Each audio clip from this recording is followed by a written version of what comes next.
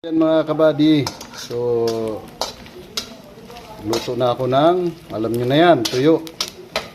Alam nyo kung saan ko isasahog yan. Naghanda ako ng bawang, luya, sili, kamatis at sibuyas. At yung munggo natin, ayan, munggo naman tayo. So yan yung menu natin ngayon at ito naman yung gulay niya. Sitaw, talong, kulitis, okra at ampalaya.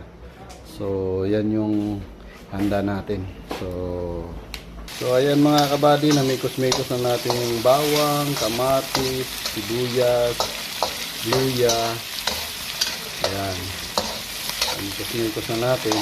Ayan. Pagkatapos natin maigisa to, ilulunod na natin dito sa ating pinalambot na munggo at